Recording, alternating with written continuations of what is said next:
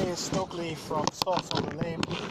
Um, I was talking about acne in one of the previous podcasts, and acne is caused by a variety of things, including sugar, milk, um, stress.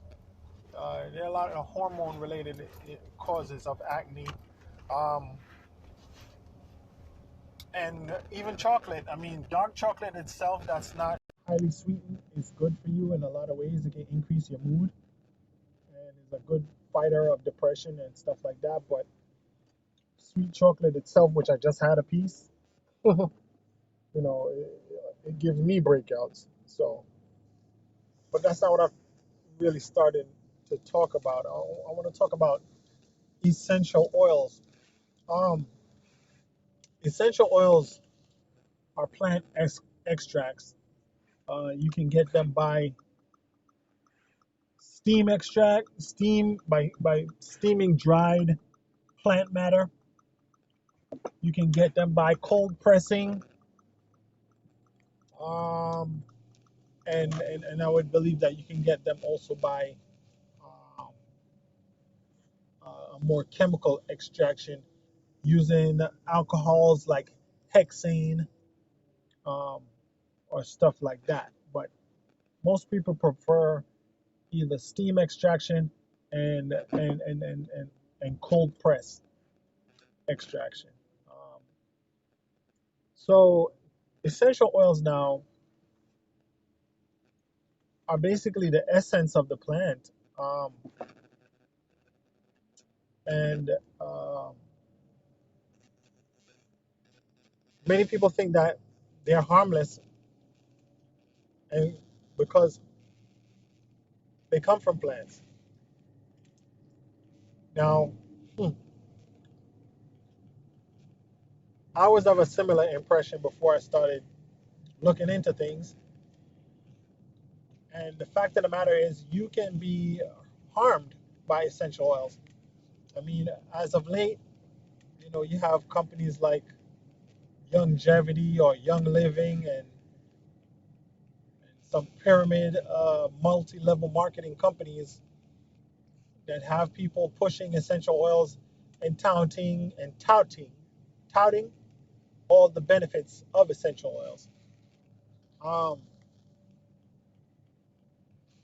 Now there are a lot of benefits, yeah, but it has to be handled carefully.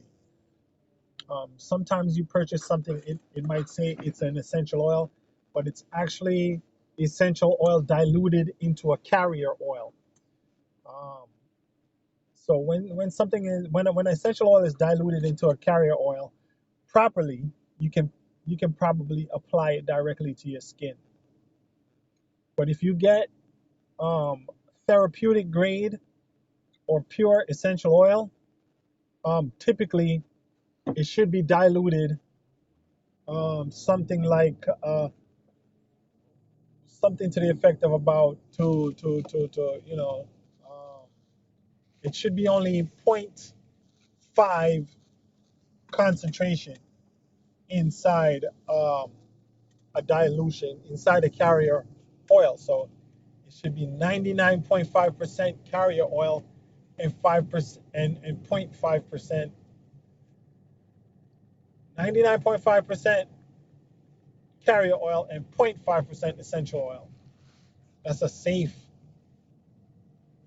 that should be a safe dilution of a carrier oil to use it on your skin without doing too much research into it. But different carrier oils affect the body differently, and different carrier oils are safe at different concentrations. I mean, you might find some carrier oils that you can mix in at, I don't know, 2%, 5%, but just to be safe, 0.5% by mass is probably the safest number or safest ratio to not burn yourself. Some people ingest, I may have mentioned, some people ingest um, essential oils. I can't I would never comment on that. That's not my part of my research. But do your research. I wouldn't advise it. If you want to get the medical benefits of something, you probably want to eat that plant instead of getting the essential oil per se. Like for instance, rosemary essential oil. It's in the plant rosemary. But rosemary essential oil by itself could poison you. You can put rosemary in your food and you'll be fine. You can season your food with rosemary, your soups or your whatever you season with rosemary. Excuse me. And you'll be fine. But if you make the decision that you're going to take therapeutic grade essential oil and down it, you're going to put yourself possibly in a very bad place. Now, in addition to that, rosemary essential oil is also associated with epileptic seizures. Some people cannot tolerate or withstand the smell of rosemary essential oil. It will cause them to have an epileptic seizure. So a lot of research has to be done, and a lot of a lot you know a lot of information has to be conveyed to the user. That's why the FDA requires you to list all of your ingredients in your product, in your product labeling, so that someone purchasing it that may suffer from epileptic seizures from um, rosemary can look at it and say, "Well, I'm not gonna use this product because I don't want to have a seizure." So um, labeling is important. Proper portioning and dilution is important. And certain essential oils interact. Some counteract. Some can they, like for instance, let me see, what is it? Is it oh my goodness, lavender and what is it? Tea tree. I think it's lavender and tea tree have some of the same um oils inside of them. They're almost identical in chemical composition. Um, this. So if you decide that you're going to use lavender and tea tree oil together, you might end up having a double dose, and that's not the concentration you wanted. So you have to look at the essential oils down to the component oil levels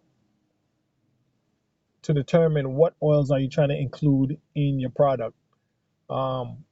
Tea tree is associated with hair growth. Peppermint is associated with hair stimulation. Sandalwood is associated with hair growth also. And also, some of these essential oils, the way how they act on your body is by aromatherapy, by lifting your mood or easing your stress.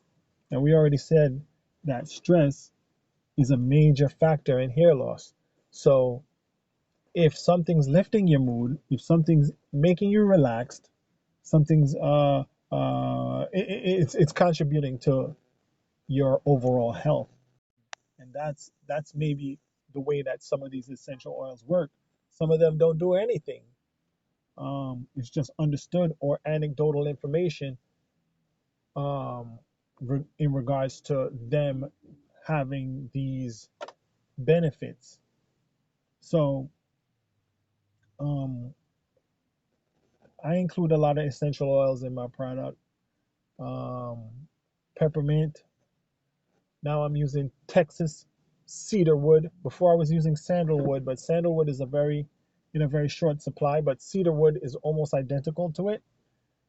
Um, uh, so what did I say? Peppermint, rosemary, um, lavender, I think orange, sweet orange. I'm not looking at my ingredients right now. And I've revised it so many times. Let me see here. Okay, I have one of my old containers here. Let's see what essential oils I have in here. I have rosemary, tea tree, lavender, peppermint, sweet orange, and Texas cedarwood. Yeah, so I've narrowed it down to 1, 2, 3, 4, 5, 6 essential oils. And each one of them is chosen for a different benefit. Of course, cedarwood and sandalwood, they've done research uh, proving that it fights hair loss. Peppermint is for stimulation of the scalp, stimulating blood flow. Um, lavender is also associated with fighting hair loss. Um, tea tree is associated with fighting hair loss, and sweet orange um, is associated with um, killing bacteria and viruses and things of that nature.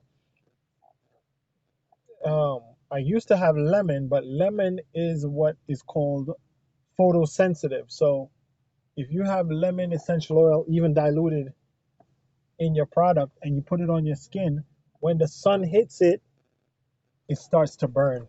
So I eliminated the lemon essential oil and replaced it with sweet orange. Um, so each one of them has a different purpose, and you got to be careful with essential oils. Keep them at a low concentration so that they can be widely used by a variety of people without irritation. Um, and like I said, I would never suggest anybody ingest any essential oils, but for instance, rosemary and peppermint, those are both used in, flavoring food. Cedarwood, not so much. No, that's not used to flavor food. Lavender is not, and tea tree is not. So lavender, tea tree, and cedarwood are the only ones that are non-ingestible, but and probably sweet orange. But the rest are, those are used for aromatherapy. But that's about it about essential oils.